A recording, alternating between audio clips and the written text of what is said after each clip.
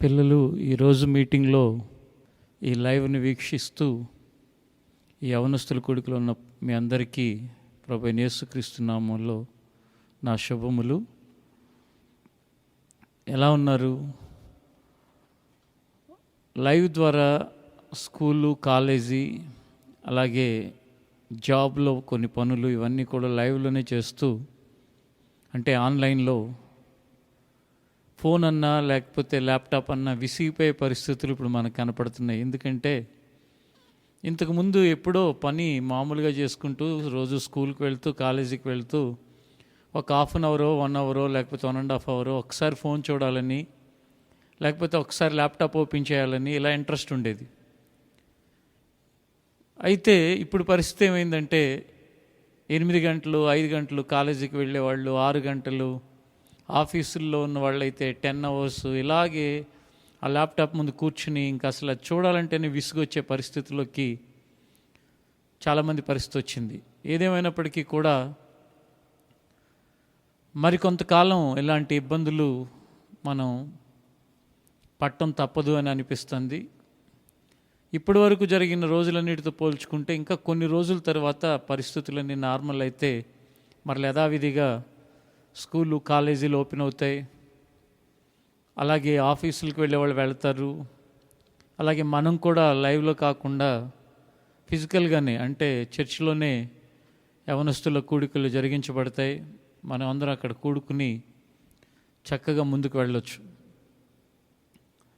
ఈరోజు ఈ యూత్ మీటింగ్లో ఒక ప్రాముఖ్యమైన అంశాన్ని మనం చూడబోతున్నాం.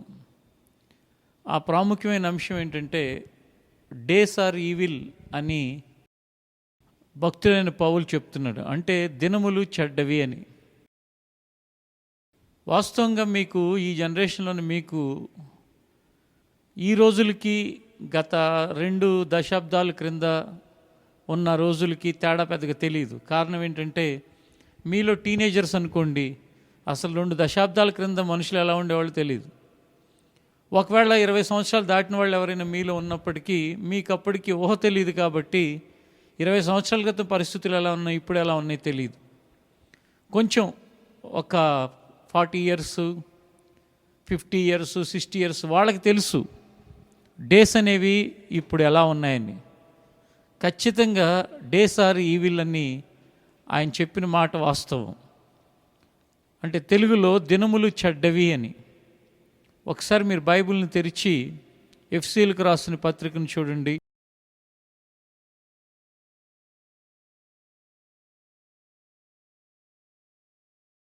దినములు చెడ్డవి గనుక మీరు సమయమును పోనీయక సద్వినియోగం చేసుకొనుచు అజ్ఞానుల వలె కాక జ్ఞానుల వలె నడుచుకున్నట్లు జాగ్రత్తగా చూచుకునుడి.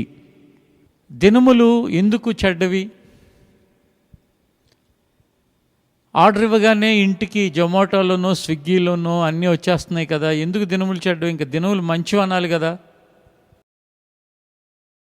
మెట్రో ట్రైన్స్, అలాగే laptops, cell phones, smart phones వలన ఎక్కడ ఉన్న వీడియో కాల్ చూసుకోవటానికి కూడా ఏ ఇబ్బంది లేకుండా వీడియో కాల్ చేసుకోవటానికి ఇబ్బంది లేదు. ఎవరైనా మన వాళ్ళు ప్రయాణం చేస్తుంటే వాళ్ళు ఎక్కడ ఉన్నారో కూడా లైవ్ లొకేషన్ ద్వారా ఎంత దూరం వచ్చింది బస్సు లేకపోతే కారు అని మనం ట్రాక్ చేసుకోగలుగుతున్నాం కదా. ఎందుకు దినములు చెడ్డవి? మంచివే కదా. వాస్తవంగా చెప్పాలంటే ఇవన్నీ కొంత మేలు మనుషులకి చేసినప్పటికీ కూడా చాలా చాలా చాలా ముఖ్యమైన విషయాల్లో మాత్రం దినములు చెడ్డవి అని చెప్పక తప్పదు. ఎందుకంటే ఎవరు ఏ ఆలోచనతో మన ప్రక్కన ఉన్నారో, ఎవరు ఏ ఆలోచనతో మనతో మాట్లాడుతున్నారో, ఎవరు ఏ ఆలోచనతో మనతో స్నేహాలు చేస్తున్నారో, ఎవరు ఏ ఆలోచనతో ఉంటున్నారో ఏమాత్రం కూడా తెలుసుకోలేనంత చెడ్డ దినములలో మనం ఉన్నాం. అందుకే ఎంతో దగ్గరగా ఉండి స్నేహం చేసిన వాళ్ళే హంతకులుగా మారిపోవటం, మర్డర్ చేసేవాళ్ళగా అయిపోవటం, ఎంతో క్లోజ్గా ఉండేవాళ్ళే మోసం చేయటం, లేక మన వస్తువులను దొంగిలించటం, ఎంత క్లోజ్గా ఉండేవాళ్ళే మన గురించి చాలా చెడ్డగా ప్రచారం చేయటం, ఇవన్నీ కూడా చాలా చాలా చెడ్డ దినములు. ఇంకా చెప్పాలంటే కనుక ఎవరైతే నా అని అనుకుంటున్నామో రక్త సంబంధులైన వారు, కుటుంబ సభ్యులైన వారు, లేక ఇమ్మీడియట్ రిలేషన్, వీళ్ళందరి జీవితాలని కూడా జాగ్రత్తగా చూస్తే ఎవరి స్వార్థం వాళ్ళది. కొన్నిసార్లు చూస్తే సొంత అన్న కూతురుని చంపేశాడు, లేకపోతే తమ్ముడు కొడుకుని చంపేశాడు, లేకపోతే అందులో విషం పెట్టారు. అంటే ఎంత ఈవిల్ డేస్ ఒకసారి ఆలోచించండి. తమ్ముడికి వాళ్ళ పిల్లవాడికి విషం పెట్టేసి సొంత అన్న తన తమ్ముడిని తమ్ముడు కొడుకుని చంపాడు. తమ్ముడు కొడుకు ఏమవుతాడు? కొడుకు లాంటి వాడు. ఇలాగను మనం చూస్తే కనుక, లేక సొంత కూతుర్ని చెరిపిన వారు, లైంగికంగా వేధించేవారు, లేక అన్న అంటూ పిలుస్తూ ఉంటే అన్న అనే భావంతో పిల్లలు ఉంటే యుక్త వయసులో యవ్వన ప్రాయంలో వాళ్ళని ఇబ్బంది పెట్టేవాళ్ళు. నిజంగా ఎంత దారుణమైన పరిస్థితులు. ఖచ్చితంగా దినములు చెడ్డవి అని చెప్పక తప్పదు. కాలేజీకి వెళితే ఇంట్లో వాళ్ళు తల్లిదండ్రులు మళ్ళీ వచ్చే వరకు నెమ్మదిగా ఉండలేరు, లేక ఆఫీస్కి వెళితే వచ్చే వరకు నెమ్మదిగా ఉండలేరు, మగపిల్లలైనా ఆడపిల్లలైనా. ఎందుకంటే స్నేహం చేసి తోటి వాళ్ళని స్నేహితుడు అనేవాడు ఏం చేస్తాడో తెలియదు. ఇలాంటి పరిస్థితులు ఎక్కడ చూసినా అలుముకుని ఉన్నాయి. ప్రతి ఒక్కరు కూడా అడ్వాంటేజ్ తీసుకోవటం అనేది అలవాటైపోయింది. ఒకప్పుడేమో సాక్రిఫైస్ అనేది ఉండేది. ఒక స్నేహితుడు తన మరొక స్నేహితుడి కోసం త్యాగం చేసేవాడు. ఒక స్నేహితుడు మరొక స్నేహితుని కోసం ఎన్ని కష్టాలైన ఇబ్బందులైనా పడేవాళ్ళు. ఇప్పుడు అది కాదు. ఇప్పుడు పూర్తిగా ఏమైపోయిందో తెలుసా? వీడు బాగా డబ్బులు ఖర్చు పెట్టగలుగుతాడా లేదా, ఈ అమ్మాయి డబ్బులు ఖర్చు పెడుతుందా లేదా, డబ్బులు ఖర్చు పెడితే ఫ్రెండ్షిప్, డబ్బులు ఖర్చు పెట్టకపోతే ఫ్రెండ్షిప్ లేదు. లేక ఇప్పటి వరకు నీతో ఫ్రెండ్గా ఉన్నవాళ్ళు నీకంటే బెటర్ చాయిస్ ఏదైనా దొరికితే నీ స్నేహాన్ని వదిలిపెట్టేసి వెళ్ళిపోవటమే. ఎంత దారుణం. కరెక్ట్గా చెడ్డ దినాలు అనటానికి ఇంతకంటే ఏం ఉదాహరణలు కావాలి? ఇది చెప్తుంటే నాకు చిన్నతనం గుర్తొస్తుంది. చిన్నప్పుడు నేను ప్రైమరీ స్కూల్ నుంచి హై స్కూల్కి వెళ్ళినప్పుడు ఆ స్కూల్లో నాది 2nd ర్యాంకు. అయితే ఆ స్కూల్లో నా ఫ్రెండ్స్ ఎవరంటే నా స్నేహం సరిగ్గా చదువు రాక వెనక నుండి 1, 2 వాళ్ళు ఎవరైతే ఉంటారో వాళ్ళతో నేను స్నేహం చేసేవాడిని. మా ఊర్లో సుబాని అని ఒక అబ్బాయి ఉండేవాడు, ముస్లిం వాళ్ళు, సరిగ్గా చదివేవాడు కాదు. వాడు నాకు బెస్ట్ ఫ్రెండ్ అనమాట. అంటే నేను అలా చేశాను, మిమ్మల్ని కూడా అలా చేయమని కాదు చెప్తున్నాను. అంతేకాని నేను 2nd కదా స్కూల్లో, ఫస్ట్ వాడితో స్నేహం చేస్తే ఇంకా బెటర్గా నేను నాలెడ్జ్ని గెయిన్ చేయగలుగుతాను, ఆ లాస్ట్ వాడితో స్నేహం చేస్తే చెడిపోతాం అని అట్లా ఉండేది కదా అప్పుడు. అలాంటి వాడితో మనం స్నేహం చేసి వాడు చదువులు ఇంకొంచెం ముందుకు వెళ్ళేటట్టు చేయాలి, అట్లాంటి మనసు ఉండేది. ఇంకా హై స్కూల్ అయిపోయిన తర్వాత కూడా కాలేజీ లెవెల్స్లో కూడా నాతో స్నేహం, నేను ఎవరితో అయితే స్నేహం చేస్తానో వాళ్ళంతా కూడా చాలా సాధారణమైన వాళ్ళుగా ఉండేవాళ్ళు. ఎందుకొరకు అంటే అప్పుడు ఎందుకో ఆ మనసు ఆ విధంగా. నిజంగా ఈ రోజుల్లో ఒకసారి ఆ రోజులతో పరిశీలించి చూస్తే కనుక పూర్తిగా వ్యత్యాసమైనవి. ఎలా మన ఎంజాయ్మెంట్కి ఎవరైతే బాగుంటారు, మన దగ్గర బైక్ లేదు, బైక్ ఉన్నాడితో స్నేహం చేస్తే వాడు బైక్ వేసుకుని తిరగచ్చు, లేకపోతే వాడు బైక్ మీద ఎక్కడన్నా తిరగచ్చు కనీసం. కారు ఉన్నాడితో స్నేహం చేస్తే వాడి కారులో ప్రయాణం చేయొచ్చు, లేకపోతే కారు నేర్చుకోవచ్చు. బాగా డబ్బులున్న వాళ్ళతో స్నేహం చేస్తే వాళ్ళతో మనకి అన్నీ హాయిగా దొరుకుతాయి. ఇదే కదండి. మరి వాళ్ళు నీతో ఎందుకు స్నేహం చేస్తారు? నీకేమో వాళ్ళని వాడుకుందామనే స్వార్థంతో నువ్వు స్నేహం చేస్తూ ఉండొచ్చు, చేయాలనిపిస్తుంది. వాళ్ళు ఎందుకు చేస్తూ ఉంటారంటే ఒక బకరా దొరుకుతాడు, మనం ఏం చెప్తే అది చేసేవాడు, ఏదో విధంగా బలి చేయొచ్చు ఏదో ఒక రోజున వీడిని. మన రేంజ్ వాడిని అయితే కనుక మనం మోసం చేయలేం, మన ఎత్తుకు పై ఎత్తులేస్తారు, వాళ్ళ స్వార్థం వాళ్ళది. ఇట్లా సమాజం మొత్తం కూడా స్వార్థంతో, కల్మషంతో, కుళ్ళుతో నిండిపోయిన సమాజంలో మనం ఉన్నాం. ఖచ్చితంగా దినములు అనేవి మాత్రం చెడ్డవి. మరి ఏం చేయాలి? దినములు చెడ్డవైనప్పుడు సమయమును వ్యర్థం చేసుకోకూడదు. ఒకసారి మీరు బైబిల్లో నుండి ప్రసంగి గ్రంథాన్ని తీయండి. ప్రసంగి గ్రంథం 3వ అధ్యాయం 1వ వచనం నుండి ఇలా వ్రాయబడి ఉంది: ప్రతిదానికి సమయము కలదు, ఆకాశము క్రింద ప్రతి ప్రయత్నమునకు సమయము కలదు. సమయం ఎందుకు సద్వినియోగం చేసుకోవాలి అంటే, దేవుడు ప్రతిదానికి కూడా ఒక టైంని ఫిక్స్ చేసి పెట్టాడు. ఆ టైం కనుక మన జీవితంలో మనం సరిగా ఉపయోగించుకోకపోతే, మనం పుట్టడానికి టైం ఉంది, అలాగే మన జీవితంలో మనం చదువుకోవటానికి టైం ఉంది, మనం పని చేయటానికి టైం ఉంది, మన ఇతరులకి సహాయం చేయటానికి టైం ఉంది, ప్రార్థన చేయటానికి టైం ఉంది, దేవుని మాటలు వినటానికి టైం ఉంది. ఇలా ప్రతిదానికి కూడా సమయం అనేది ఉంది.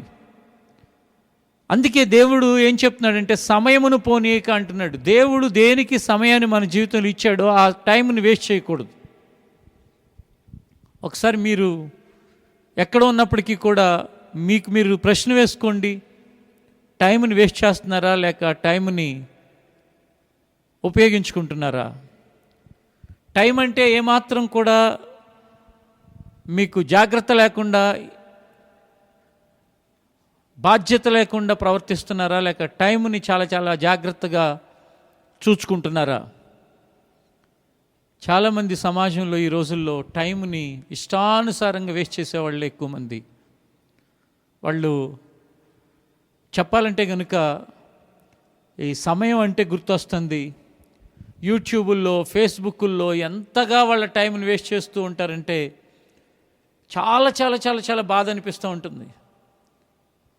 మొన్న ఎవరో ఒక చోట చెప్తున్నారు, నేను ఒక ప్రాంతానికి వెళ్ళినప్పుడు అక్కడ ఉన్నవాళ్ళు, అసలు నేను కూడా దాని కంట్రోల్లోకి వెళ్ళిపోతున్నాను. ఒకప్పుడు నాకు అసలు దాని గురించి తెలియదు. వాళ్ళు నాకేం చెప్పారంటే, ఒకప్పుడు మాకు యూట్యూబ్ అంటే లేకపోతే అదేం తెలీదు, ఒక ఫోన్ కొనుక్కున్నాను, ఆ ఫోన్ వచ్చిన తర్వాత మెల్లగా దీన్ని చూసుకుంటాను, నేను దాని కంట్రోల్లోకి వెళ్ళిపోయి నా టైం అంతా వేస్ట్ చేసుకున్నాను. ఒకసారి వెనుదిరిగి చూసేసరికి నేను ఎంత టైం వేస్ట్ చేస్తున్నానా అని నాకే అనిపించిందని చెప్పారు. నిజమే, చాలామందికి వాళ్ళ జీవితంలో వాళ్ళ టైం ఎలా అయిపోతుందో తెలియట్లా. పొద్దున్న లేస్తున్నారు, సాయంత్రం పడుకునే వరకు, నిజంగా చెప్పాలంటే సాయంత్రం లేక రాత్రి పడుకునే టైం కూడా అనేక మంది జీవితాల్లో ఎంత వ్యర్థంగా అంటే, పడుకోకుండా నిద్రపోకుండా 1 గంట 2 గంటలు 3 గంటలు 4 గంటలు పడుకుని, ఆ తల్లిదండ్రులకి ఏం తెలియదు, వాళ్ళు నిద్రపోతారు, వీళ్ళేమో ఆ ఫోనుల్లోనే కూర్చుని లేక ఆ వీడియోలు చూసుకుంటూ ఏవేవో చేస్తూ చాలా లేటుగా లేస్తుంటే, ఏంటి ఇంత లేట్ లేస్తామంటే వాళ్ళకేం తెలియదు. ఎంత టైంని వేస్ట్ చేస్తున్నారు, ఎంత టైంని వ్యర్థం చేసుకుంటున్నారు. ఆ టైం అనేది ఎంత ముఖ్యమైనది. అక్కడ ఇంకా ఉన్న వాక్యాలను ఒకసారి చూస్తే 5వ వచనంలో, రాళ్లను పారవేయుటకు, రాళ్లను కుప్పగా వేయుటకు,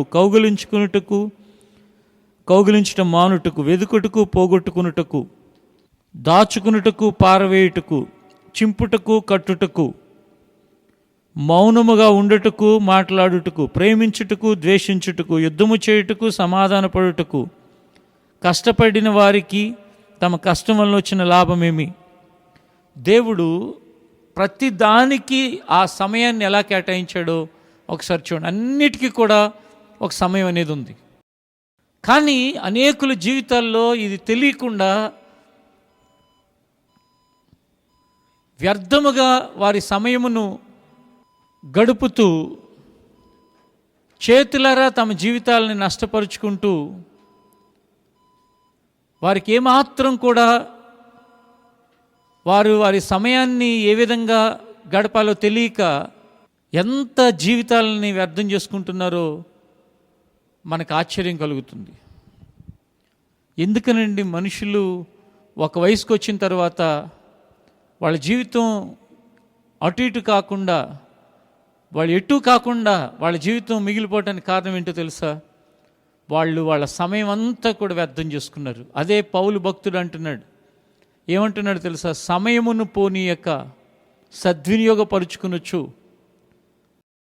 అంటే ఆ మాట ఎంత లోతైన అర్థం ఉందంటే, ఈ రోజున ఎవరైనా సరే వాళ్ళ జీవితంలో నష్టపోయిన వారిని, లేక ఎవరైతే వాళ్ళ జీవితంలో సరైన రీతిలో ముందుకు వెళ్ళిన వాళ్ళని అడిగితే ఏంటయ్యా అంటే, నేను అప్పుడు ఎంత చెప్పినా వినలేదు, అప్పుడు నా టైం అంతా కూడా వేస్ట్ చేసుకున్నాను, అప్పుడు నేను అనవసరంగా నా సమయం అంతా కూడా వ్యర్థంగా గడిపేశాను. ఇదే వాళ్ళు చెప్పే కారణమే ఉంటుంది.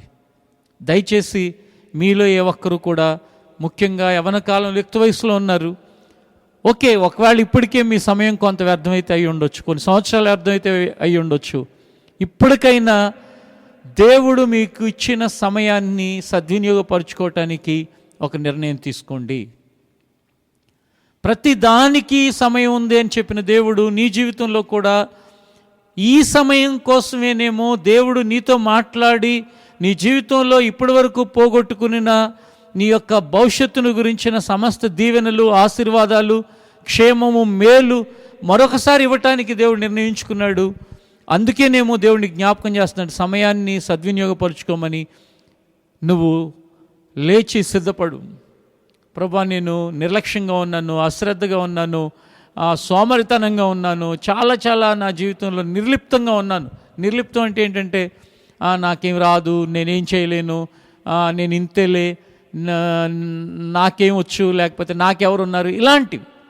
దయచేసి మీ ఆలోచన విధానాలకి స్వస్తి పలకండి. దేవుడు మిమ్మల్ని ప్రేమిస్తున్నాడు, దేవుడు మీకు తోడుగా ఉన్నాడు. ఒకవేళ కొన్ని కోర్సులను ఫెయిల్ అయి ఉండొచ్చు, లేక కొన్ని చోట్ల నీ జీవితంలో ఓటమిని చూచి ఉండొచ్చు, అంటే ఓటమిని ఎదుర్కొని ఉండొచ్చు. మరికొన్ని చోట్ల నీ జీవితంలో అవమానాన్ని ఎదుర్కొని ఉండొచ్చు, లేక మరికొన్ని చోట్ల నిందను లేక హేళనని ఎదుర్కొని ఉండొచ్చు. వర్రీ అవ్వబాకు, డోంట్ వర్రీ, ఆందోళన చెందబాకు. ఇప్పుడు నేను చేయాల్సిందేంటి? అక్కడ ఏమని రాయబడి ఉందంటే, సమయమును పోనీయక సద్వినియోగం చేసుకునొచ్చు, అజ్ఞానుల వలె కాక జ్ఞానుల వలె నడుచుకోండి. చాలామంది చేసేది ఏంటో తెలుసా? కొంత టైం వేస్ట్ అయిపోయింది. సైతాన్ గాడు ఏమంటూ ఉంటాడంటే, అయిపోయింది కదా అట్లాగూ టైం, ఇంకెందుకులే, నువ్వేం చేయలేవు, నీ వల్ల ఏం కాదు, నువ్వు వేస్ట్ అంటాడు. అక్కడే కావాల్సింది ఏంటో తెలుసా? జ్ఞానం, వైజ్నెస్. సాతాన్ ఏం చేస్తాడు తెలుసా? అజ్ఞానంలోకి తీసుకెళ్ళిపోతాడు.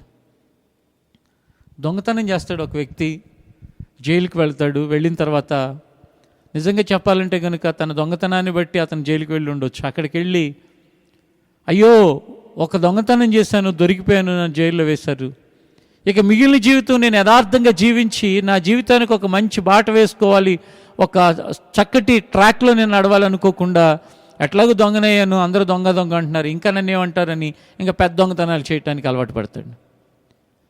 ఎలాగో అబద్ధికుడు అన్నాడు అని చెప్పి అంటున్నారు అందరూ అని చెప్పి ఇంకెక్కువ అబద్ధాలు. అవన్నీ ఏంటో తెలుసా? అజ్ఞానంగా బ్రతకటం. నేను మోసగాడిగా ఉన్నాను, ఇంకా నన్ను మోసగాడు అన్నారు కాబట్టి ఇంకా నేను మోసాలు చేసి ఇంకా మోసగాడిగా అవుతాను. అది అజ్ఞానం. జ్ఞానం ఏంటో తెలుసా? నిజమే, ఒకప్పుడు మోసగాడినే, కానీ నా మోసపు స్వభావాన్ని విడిచిపెట్టి నేను మంచివాడిగా జీవించడానికి ఇప్పుడు నిర్ణయం తీసుకుంటాను. నువ్వు మోసగాడివని అనుకున్న నోళ్లే, నువ్వు దొంగవే అనుకున్న నోళ్లే, నువ్వు అబద్ధికుడు అనుకున్న నోరే ఎంతోమంది నోళ్ళు ఏమని అంటాయంటే, నిజమే ఒకప్పుడు అతను మోసగాడిగానే ఉండేవాడు, కానీ అతను తన ప్రవర్తన మార్చుకుని యథార్థంగా ఉండటం మొదలుపెట్టాడు.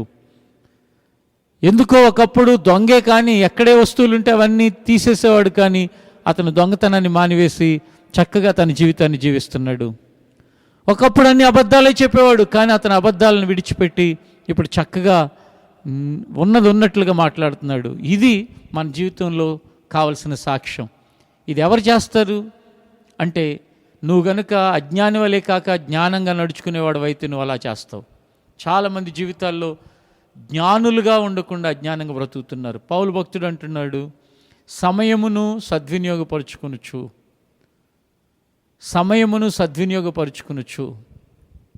సమయమును పోనీయక జ్ఞానుల వలె, అజ్ఞానుల వలె కాక జ్ఞానుల వలె నడుచుకోండి.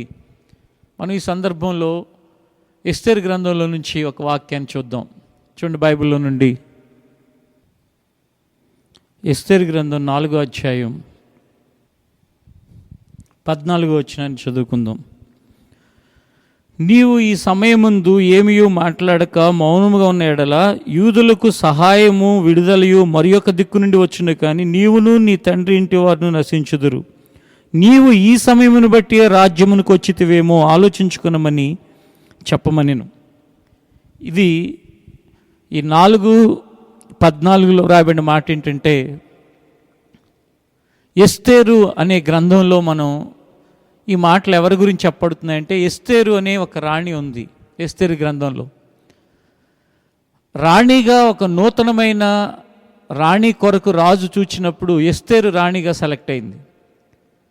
బ్రీఫ్గా కనుక మనం ఆ స్టోరీ కనుక గమనిస్తే, ఈమె రాణిగా ఉన్న సమయంలో ఈమె వంశం వారికి, అంటే యూదుల వంశం వారికి ఒక గొప్ప కీడు, ఒక అపాయం, ఒక ప్రమాదం పొంచి ఉంది. ఆ ప్రమాదంలో, ఆ అపాయంలో ఈమె రాజుగారితో మాట్లాడి ఆ అపాయం నుంచి ఆ ప్రజలను విడిపించడానికి ఒక అవకాశం ఉంది. అయితే ఇక్కడ ఒక చిక్కు ఉంది. ఆ చిక్కు ఏంటంటే, ఆ రోజుల్లో రాణి రాజుగారి అనుమతి లేకుండా గనక ఎదురుగా వెళితే రాజు మరణశిక్ష కూడా వేయచ్చు. అతని మనసుని బట్టి ఉంటుందన్నమాట. అతని గనక ఎదురుగా వచ్చినప్పుడు అతని మనసుకి గనక ఇష్టమైతే ఏం చేయకపోయినా చేయడు, ఏమి చేయకుండానూ ఉంటాడు. ఒకవేళ అతనికి గనక ఏదైనా కోపం గనక ఉంటే ఆ సమయంలో, లేక ఎందుకు నా అనుమతి లేకుండా నా ముందుకు రావాలి అని గనక అనుకుంటే అతను తీవ్రమైన శిక్షను కూడా వేయచ్చు. ఆ తీవ్రమైన శిక్ష మరణశిక్ష. అలాంటి పరిస్థితులు ఆ రోజుల్లో. అంటే రాణిగారైనా రాజుగారి అనుమతితోనే రాజు దర్శనానికి వెళ్ళాలి, అంటే రాజు ఎదుటికి వెళ్ళాలి, రాజు సముఖానికి వెళ్ళాలి. అలాంటి సమయంలో ఈ ఎస్తేరు యొక్క రక్త సంబంధికులకి, వంశం వాళ్ళకి వచ్చిన ఈ ఆపదలో ఆ ఇశ్రాయేలీయుల లేక యూదుల వంశానికి చెందిన మొర్దెకయి అనే ఈ రాణి గారి యొక్క పినతండ్రి అంటున్నాడు, మీరు వెళ్ళి ఆమెతో ఒక మాట చెప్పండి, ఒక టైం అనేది నీకు ఇవ్వబడింది, ఈ సమయం కోసమే ఒకవేళ నువ్వు రాణిగా సెలెక్ట్ అయ్యావేమో, అలా కాకుండా నాకెందుకులే, నేను బాగానే ఉన్నాను కదా రాజుగారి గృహంలో లేకపోతే ఈ రాజుగారి కోటలో అని నువ్వు అనుకుంటే, యూదులు అనేవాళ్ళు దేవుని ప్రజలు కాబట్టి దేవుని ప్రజలకి దేవుడు వేరొక దిక్కు నుండి సహాయం చేస్తాడు. ఒకవేళ నువ్వు గనక దేవుడిచ్చిన ఈ సమయం, నీవు రెస్పాండ్ అవడానికి దేవుడిచ్చిన ఈ సమయాన్ని కనుక నువ్వు నిర్లక్ష్యం చేస్తే దేవుడు ఇంకో ప్రక్క నుండి సహాయం చేస్తాడు, కానీ నీకు నీ కుటుంబం వారికి మాత్రం నాశనం తప్పదు. ఆలోచించుకో, ఈ సమయాన్ని బట్టి నువ్వు ఆ రాజ్యంలోకి వెళ్ళావేమో. అంటే ప్రతి దానికి సమయం కలదని చెప్పిన దేవుడు మన జీవితాల్లో ఆయన ఒక సమయం ఇస్తాడు. ఈరోజు ఇక్కడ ఈ వాక్యాన్ని వింటున్న ప్రతి ఒక్కరికి నీ మార్పు కొరకు దేవుడిచ్చిన సమయమేమో, ఇందుకొరకే ఈరోజు నువ్వు వాక్యం వినేటట్లుగా దేవుడు నిన్ను ఇక్కడ పెట్టాడేమో. ఆ మార్పు కొరకు గనుక నువ్వు సిద్ధపడకపోతే, నీ మనసులో గనుక దేవుని వైపు త్రిప్పి, ప్రభువా ఇదిగో నాలో ఒక నూతనమైన మనసు దయచే, పాపముల విషయమే పశ్చాత్తాపం దయచే అని అడగకపోతే నీకు నిత్య జీవమును పోగొట్టుకునే పరిస్థితులు రావచ్చు, లేక దేవుని యొక్క ఉగ్రతలోకి నువ్వు వెళ్ళే అవకాశం ఉంటుంది. ఎప్పుడూ ఆయన యొక్క రాకడ తెలియదు. ఆయన మనకిచ్చిన సమయంలో మనం ఏం చేయాలి అది చేయాలి. చూడండి, ఎస్తేరుకి ఒక టైం ఇవ్వబడింది. రాజుగారి దగ్గరికి వెళ్ళి తన ప్రజల కొరకు రికమెండేషన్ చేస్తుందా చేయదా, చాయిస్ ఎస్తేరుది. తన ముందు రెండు ఉన్నాయి, ఏ డెసిషన్ తీసుకోవాలి. వెళ్లకుండా తను హాయిగా ఉండొచ్చు, వెళ్ళి ప్రమాదంలోనూ పడవచ్చు. ఒకవేళ రాజు కనుక దయ చూపిస్తే తన ప్రజల గురించి చెప్పొచ్చు. మన జీవితాల్లో కూడా ఇలాంటి పరిస్థితులే ఉండొచ్చు. అలాంటి పరిస్థితులు మన ముందు రెండు దారులు, ఏ దారిని ఎంచుకోవాలి? ఫ్రెండ్స్ అందరూ వెళ్ళిపోతున్నట్టుగా లోకంలో పడి వెళ్ళిపోవటమా, ఎంజాయ్మెంట్ అనుకుంటూ దైవ భయం లేకుండా, దేవునికి ఇష్టలుగా ఉండకుండా ఇష్టానుసారంగా బ్రతికేయటమా? ఇంకో ప్రక్కన దైవ భయంతో దేవుని వాక్యాలను నెమరు వేసుకుంటూ, దేవుని యొక్క మందిరాల్లో దేవుడు చెప్తున్న మాటలు వింటూ, దేవుని ఎరిగిన ప్రజలతో స్నేహం చేస్తూ, సహవాసం చేస్తూ వెళ్ళిపోవటం. రెండు దారులు. నిర్ణయం నీదే. దేవుణ్ణి నమ్ముకుని దేవుని మాట విని దేవుని మార్గంలో వెళితే నీకు కొన్ని ఇబ్బందులు కలగవచ్చు. కొంతమంది ఫ్రెండ్స్ నువ్వు ప్రార్థన చేసుకుంటావు నీకు దూరంగా ఉండటం, లేకపోతే కొంతమంది ఫ్రెండ్స్ నిన్ను డిస్క్రిమినేట్ చేయటం, అంటే నిన్ను తేడాగా చూడటం, లేక అవమానపరచటం, లేకపోతే నువ్వు వాళ్ళలో అన్నీ కలవవు కాబట్టి వాళ్ళగా పోకిరి పనులు చేయవు, షికారులకి, సినిమాలకి, సరదాలకి, వాటన్నిటికీ దూరంగా ఉంటావు. ఎందుకంటే లోకంలో ఏది సరదా అనుకుంటున్నారో, ఏది సినిమా అనుకుంటున్నారో, ఏది ఎంజాయ్మెంట్ అనుకుంటున్నారో, నిజంగా చెప్పాలంటే కనుక అది ఎంజాయ్మెంట్ కానే కాదు. అది నాశనానికి నిన్ను తీసుకువెళ్ళే దారి. నీ మనసంతా కూడా కలుషితం చేసే దారి. పొల్యూషన్ అంటారు చూడండి, గాలి పొల్యూషన్ ఉంటుంది, నీళ్ల పొల్యూషన్ ఉంటుంది. ఇది మైండ్ పొల్యూషన్. నీ మనస్సుని పాడు చేసే ఒక రకమైన వ్యర్థత్వం. ఎంజాయ్మెంట్ అనేది ఏదైతే మనుషులు అనుకుంటున్నారో, ఇప్పుడు కొన్ని రకాలైన ప్రోగ్రామ్స్ చూడండి, బాగా నవ్వులు తెప్పించే ప్రోగ్రామ్స్, లేకపోతే బాగా రకరకాల మాటలు మాట్లాడే ప్రోగ్రామ్స్, సినిమాలు, సీరియల్స్, ఇవన్నీ ఏం తెచ్చి పెడుతున్నాయి?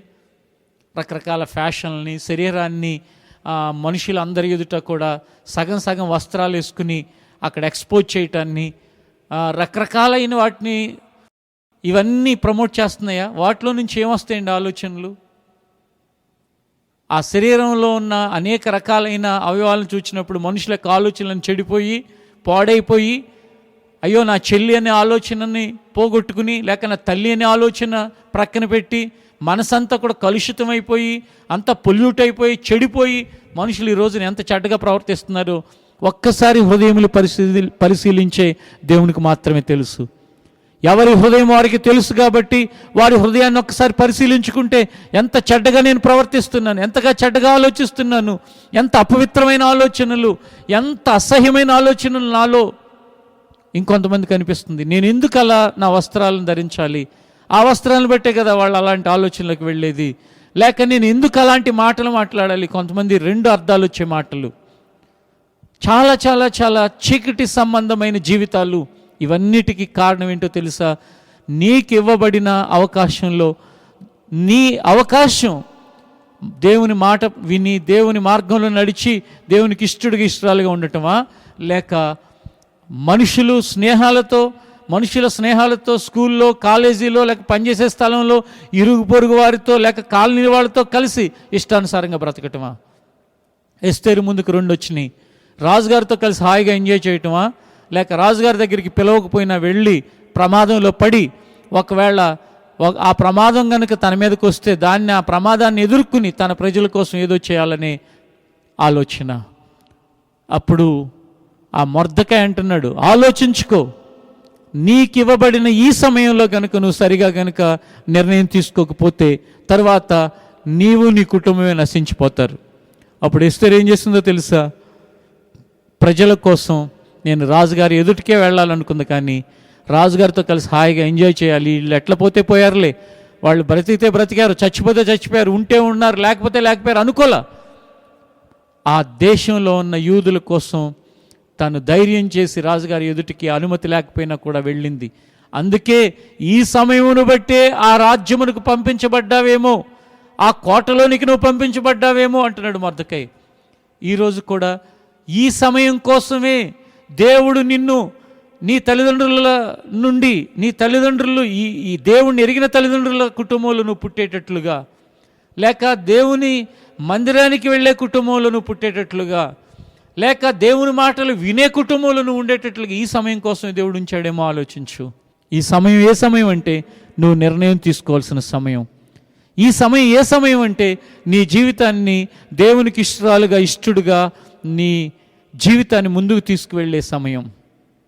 అనేకులకి ఈ జ్ఞానం లేక వాళ్ళ అజ్ఞానంలో బ్రతుకుతూ నశించిపోతున్నారు. బైబిల్ అనేక మంది ఉన్నారు, వాళ్ళందరూ కూడా వాళ్ళ జీవితాల్లో చెడిపోయిన వారిగా ఉన్నారు. కొందరు ఉన్నారు వాళ్ళు బాగుపడిన వాళ్ళగా ఉన్నారు. ఆమ్నోను అనే ఒక వ్యక్తి ఉన్నాడు బైబిల్లో, దావీదు కొడుకే. కానీ ఈ ఆమ్నోను అనేవాడు తన సొంత చెల్లెలను చూసి అతని హృదయంలో చెడు ఆలోచనల చేత ప్రేరేపించబడి చెడ్డగా ప్రవర్తించి చివరికి అతను ఏం కొని తెచ్చుకున్నాడంటే తన మీదకి మరణాన్ని కొని తెచ్చుకున్నాడు. చూడండి, ఒకే తండ్రికి పుట్టినవారు, లేక ఒకే చర్చికి వెళ్ళేవారు, లేక ఒకే దేవుని మాటలు వినేవారు, ఒకరేమో జీవితంలోకి నాశనాన్ని కొని తెచ్చుకుంటూ ఉంటే, శాపాలను కొని తెచ్చుకుంటూ ఉంటే, నష్టాలను కొని తెచ్చుకుంటూ ఉంటే, మరణాలను కొని తెచ్చుకుంటూ ఉంటే, మరికొంతమంది దీవెనను, ఆశీర్వాదాన్ని, క్షేమాన్ని, మేలుని కొని తెచ్చుకుంటున్నారు. నువ్వు ఏ గుంపులో ఉంటావు? జ్ఞానివలే సొలొమోను ఏమో జ్ఞానం చేత నింపబడిన వాడై దావీదు తర్వాత రాజయ్యాడు.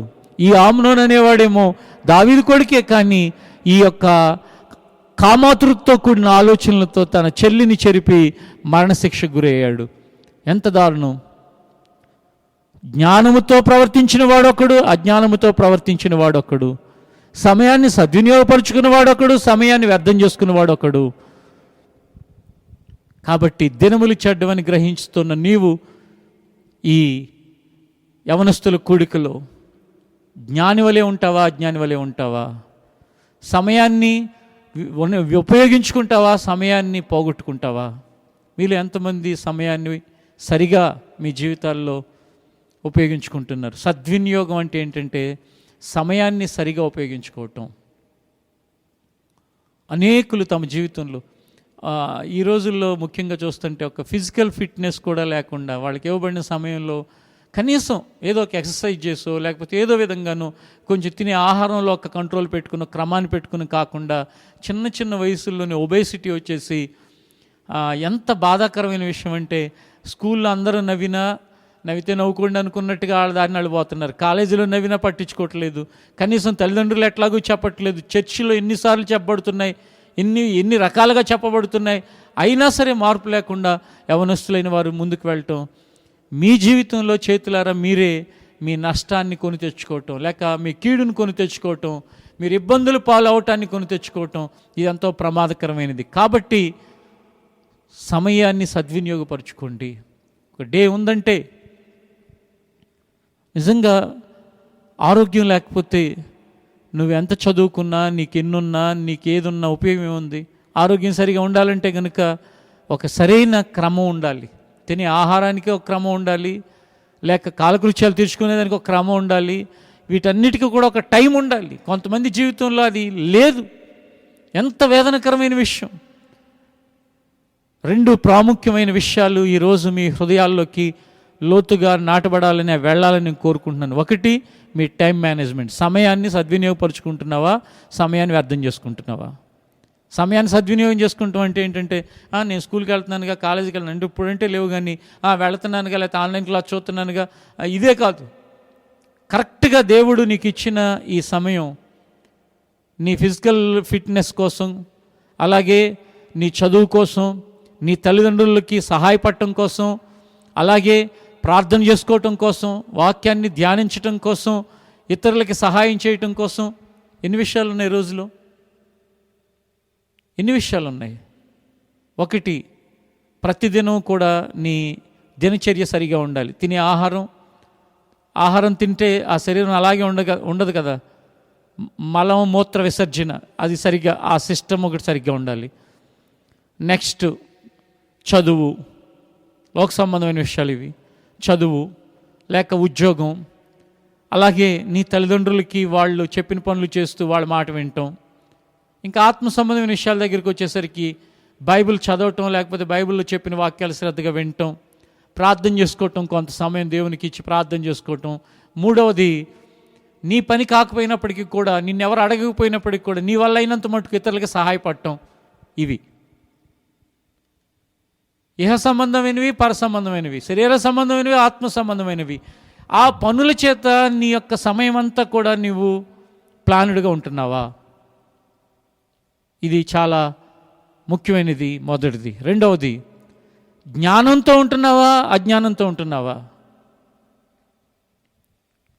జ్ఞానంతో ఉన్నాడు, అతని జీవితంలో దేవుని చేత అంతకంతకు జ్ఞానము అతనికి క్షేమాన్ని కలిగిస్తుంది. జ్ఞానమును, వెండినిచ్చి జ్ఞానాన్ని సంపాదించుకోవాలి అని మహాజ్ఞానం కలిగిన సొలొమోను రాశాడు. అంటే దాని అర్థం ఏంటంటే, డబ్బులు ఎన్నైనా పోయినా పర్లేదు, కానీ జ్ఞానంగా ఉంటే కనుక మరలు ఎన్ని డబ్బులైనా నీ దగ్గరకు వస్తాయి. ఎంత డబ్బున్నా అజ్ఞానంతో ఉంటే ఆ డబ్బంతా నీ దగ్గర నుంచి పోతుంది. నువ్వు జ్ఞానంగా ఉంటే ఏది నీ దగ్గర లేకపోయినా పర్లేదు, జ్ఞానం ఉంటే చాలు. ఆ జ్ఞానం వలన నీకు ఏవి లేకపోయినా అన్నిటినీ పొందుకోవచ్చు. మంచి స్నేహితులను సంపాదించుకోవచ్చు, లేక జ్ఞానంతో ఉంటే కనుక దేవుని వాక్య ప్రకారం నడిచి దేవుని కృపను పొందుకోవచ్చు. జ్ఞానంతో నువ్వు బ్రతికితే కనుక ఎంతోమంది ఆత్మీయులు నీ కొరకుంటారు. జ్ఞానం లేకపోతే నీకున్న స్నేహితులు, లేక నీ తల్లిదండ్రులు సంపాదించిన స్నేహితులు, శ్రేయోభిలాషులు అందరినీ పోగొట్టుకుంటావు. అజ్ఞానంగా అయిపోతుంది జీవితం అంతా కూడా. అలా ఎంతోమంది జీవితాల్లో వ్యర్థులుగా మిగిలిపోయారు. అందుకే దేవుడు ఈ యవనస్తుల కూడిక ద్వారా ఒకటి, సమయాన్ని సద్వినియోగపరచుకోవటమా దుర్వినియోగపరచుకోవటమా, రెండు, జ్ఞానంగా ఉండటమా అజ్ఞానంగా ఉండటమా. దేవుడైతే ఏం కోరుకుంటున్నాడంటే సమయాన్ని సరిగా ఉపయోగించుకోండి, రెండవది జ్ఞానంగా బ్రతకండి, అజ్ఞానుల వలె కాక జ్ఞానుల వలె నడుచుకోండి. ఎప్పుడైతే ఈ అనుభవాలు యవన కాలంలో మీకు కలిగాయో మీ జీవితం చాలా చాలా ధన్యకరం అవుతుంది. ఎప్పుడైతే మీ జీవితంలో మీరు ఈ అనుభవాలని నేర్చుకుని ఇప్పటి వరకు ఏవైతే డిజార్డర్ ఉన్నాయో, అంటే తేడాగా బ్రతుకుతూ తేడాగా ప్రవర్తిస్తూ తేడాగా ఉన్నారో వాటన్నింటిని ప్రక్కన పెట్టారు, జీవితం అద్భుతమైన రీతిలో ముందుకు వెళుతుంది. దేవుని యొక్క కృప మీకు తోడుగా ఉంటుంది. ఎప్పుడు కూడా దేవుని కృప కొరకు కనిపెట్టుకునేవాడు ఎప్పుడు చూసుకుంటూ ఉంటాడు. దేవుడిని కలిగి దైవ భయంతో ఉన్నవాడు ఎలా ఉన్నాడు, దైవ భయం లేనివాడు ఎలా ఉన్నాడు. జ్ఞానవంతుడు ఎప్పుడు కూడా దైవ భయం కలిగి దేవుడు ఎప్పుడు ఏ విధంగా కృప చూపుతాడా అని ఎదురు చూస్తూ ఉంటాడు. మీలో కూడా అలాగున దేవుని కృప కొరకు ఎదురు చూస్తూ మిమ్మల్ని మీరు దేవునికి అప్పగించుకోండి, మిమ్మల్ని మీరు దేవునికి సమర్పించుకోండి. దేవా, ఇదిగోనైనా నా జీవితం నా కోసం నేను చేసుకోగలిగేది కొంచెం ప్రభువా, నువ్వు చేసేదైతే గనుక అనంతం ప్రభువా. అర్థమవుతుందా? మన కోసం మనం చేసుకునేది కొంచెం, దేవుడు మన కోసం చేసేది అనంతం. అంటే ఎంతైనా ఆయన చేస్తాడు. తెలియగలడు. మరి ఏం చేయాలి? దేవా, నా కోసం నేను చేసుకోవటం కాదు ప్రభువా, నా కోసం నువ్వు చేయండి అని దేవుని సన్నిధిలో దేవుని పాదాలు పట్టుకుంటాడు. అందుకే మన జీవితాల్లో అజ్ఞానాన్ని విడిచిపెడదాం, జ్ఞానులే బ్రతకటానికి ఇష్టపడదాం. సమయాన్ని వ్యర్థం చేసుకోవటాన్ని విడిచిపెడదాం, సమయాన్ని సద్వినియోగం చేసుకుందాం. దినములు చెడ్డవి కాబట్టి సరైన నిర్ణయం తీసుకుని సరైన దారిలో వెళ్ళటానికి మనల్ని మనం దేవునికి అప్పగించుకుంటే ఆయన ఎంతో సంతోషపడతాడు. ప్రభు దగ్గరికి వచ్చి, ప్రభు నా వల్ల కాదు నాయనా ఈ లోకంలో యథార్థంగా బ్రతకటం, నువ్వు నాకు సహాయం చేయమంటే ఎంత సంతోషపడతాడు. నా కుమారుడు నా సహాయాన్ని అడుగుతున్నాడు అని వెంటనే ఆయన సహాయకుడై ఉంటాడు. ప్రభువా, నా వల్ల కావట్లేదు ప్రభువా, జ్ఞానంగా ఉన్నట్టు నీ జ్ఞానాన్ని నాకు దయచేయి ప్రభువా. అదే కదా లేఖనాల్లో రాయబడిన మాట. యాకోబు రాసిన పత్రికలో ఏమనుంది? మీలో ఎవరికైనా జ్ఞానం కొద్దుగా ఉంటే నన్ను అడగాలి. ఆయన ఎవరిని కూడా గద్దించక అందరికీ కూడా ధారాళముగా ఆయన జ్ఞానమును అనుగ్రహించేవాడు. ఎంత చక్కగా ఆయన చెప్పాడు. కాబట్టి జ్ఞానిగా ఉండటానికి ఆయన జ్ఞానాన్ని కోరుకో. మీ ఏజ్లో గనక మీరు దైవ భయం కలిగి దైవ జ్ఞానాన్ని పొందితే మీ భవిష్యత్తు గురించి ఎవ్వరి సపోర్ట్ అక్కర్లా. దేవుడే ఆ అద్భుతమైన ఆధారంగా ఉండి ఆయన ఆశ్రయంగా ఉండి యవ్వన కాలంలో ఎవరు దేవునికి తమ జీవితాలు అర్పిస్తారో, ఎవరు దేవుడు తోడుగా చేసుకుంటారో వాళ్ళ జీవితకాలం అంతటికీ కూడా ఆయన ఆధారంగా ఉంటాడు. అందుకే దావీదు ఎన్నోసార్లు తన యవ్వన కాలం నుంచి నా కోట, నా కొండ, నా కేడము, నా దుర్గము, నా శైలము, నా ఆధారం అని అన్ని మాటలు మాట్లాడటానికి కారణం ఏంటంటే తను జ్ఞానంగా తన యవ్వన కాలంలోనే దేవుని చేతులకు తన జీవితాన్ని అప్పగించుకున్నాడు. మనం కూడా అలాగున్న జ్ఞానుల వలె బ్రతకటానికి ఒక నిర్ణయం తీసుకుందాం. ఈ యవనస్తుల కూడికలో పాలుపంపులు పొందిన ప్రతి ఒక్కరికి ఈ సందర్భంగా చెప్పేది ఏంటంటే, మొదట ఇవి ఈవిల్ డేస్ అని గుర్తుపెట్టుకోండి. అంటే మీరు ఎవరితోన్నా మాట్లాడాలన్నా, ఏమైనా చేయాలన్నా, ఎక్కడికైనా వెళ్ళాలన్నా ఫస్ట్ ఇవి చెడ్డ దినాలు. ఎవరిని నమ్మాలో ఎవరిని నమ్మకూడదు ఈ లోకంలో తెలియనంత మోసకరమైన పరిస్థితులు ఉన్నాయి. దాన్ని బట్టి మీ ప్రతి పని ఉండాలి. రెండు, టైం అనేది వేస్ట్ అయ్యే ఏ కార్యక్రమానికి కూడా ఇష్టపడకుండా ఎప్పుడు కూడా టైం అనే దానికి ఖచ్చితంగా ఇంపార్టెన్స్ ఇచ్చి దాన్ని సరిగా వాడుకోండి, సద్వినియోగపరచుకోండి. మూడవది, జ్ఞానంగా జీవితంలో ఉండునట్లు దేవుని మీద ఆధారపడండి. దేవా, నీ జ్ఞానం ఇవ్వు, నీ రక్షణ నాకు దయచేయి. నీ రక్తంతో కడిగి ఎవరైతే రక్షించబడలేదో దేవుణ్ణి రక్షణ అడిగి రక్షణ పొందటం, అది జ్ఞానం. ఎవరైతే తమ చదువులో తమకి శక్తి చాలట్లేదు, జ్ఞాపశక్తి లేదో దేవుణ్ణి అడగటం, జ్ఞాపశక్తి పొందటం, అది జ్ఞానం. ఎవరికైతే తమ ఉద్యోగంలో తమ వల్ల కావట్లేదో, తమకి జ్ఞానం లేదో దేవుణ్ణి అడగటం, పొందటం, అది జ్ఞానవంతుల లక్షణం. జ్ఞానవంతులు అంటే ఏంటి? జ్ఞానుల వలె ఉండమన్నాడు దేవుడు. నాకేం జ్ఞానం లేదు, నాకేం తెలియలేదు, నాకేం లేదు అని అనిపిస్తుంది. మనకి ఎలాగూ లేదు. నిజంగా మనకు లేదని ఎవరు ఒప్పుకుంటారో దేవుడు సమృద్ధి అయిన జ్ఞానంతో నింపుతాడు. ఎవరు సున్నా అయిపోతారో ఆ ప్రక్కన ఆయన ఒకటిగా వచ్చి దానికి ఒక విలువను కలిగిస్తాడు. ఎవరు నా వల్ల కాదు అంటారో వాళ్ళకి ఆయన తోడుగా ఉంటాడు. అదే దావీదు చేసింది, అదే మోషే చేసింది, అదే భక్తులైన వాళ్ళందరూ చేసింది. ఏంటంటే నా వల్ల కాదు నాయన అనుకున్నారు, దేవుడు వాళ్ళకి తోడైండి, వాళ్ళ జ్ఞానంతో నింపాడు. ఈరోజు ఈ యవనస్తుల కొడుకులు ఉన్న వారందరినీ కూడా దేవుడు అలా జ్ఞానంతో నింపునుగాక. ఎవరెవరైతే ఇక్కడ ఉన్నారో వారందరి జీవితాల్లో కూడా సమయాన్ని సరిగా ఉపయోగించుకునే వారికి ఉంచునుగాక. ఎవరెవరైతే దీన్ని వింటున్నారో వారందరూ కూడా ఉదయాన్నే లేచి వారి జీవితాల్లో ఎప్పుడు కూడా డేస్ ఆర్ ఈవిల్ అనే విషయం గుర్తుపెట్టుకుని బ్రతికేటట్లుగా దేవుడు కృప చూపునుగాక. కాబట్టి మీ యవ్వనకాల జీవితం జ్ఞానంగా దేవుని మాటలు వింటూ, దేవుని మాటలని విన్న దాన్ని బట్టి ప్రార్థన చేసుకుంటూ, ప్రభువా నాకేం తెలియదు, జ్ఞానం లేదు, నువ్వే నాకు సహాయం చేయమని అంటూ ముందుకు సాగండి. తప్పక మీ భవిష్యత్తు ఆశీర్వాదకరంగా ఉంటుంది. అట్టి ధన్యత దేవుడు దయచేయనుగాక. ఆమెన్. ప్రార్థన చేసుకుందాం. తలలో ఉంచి కన్నులు మూసుకోండి.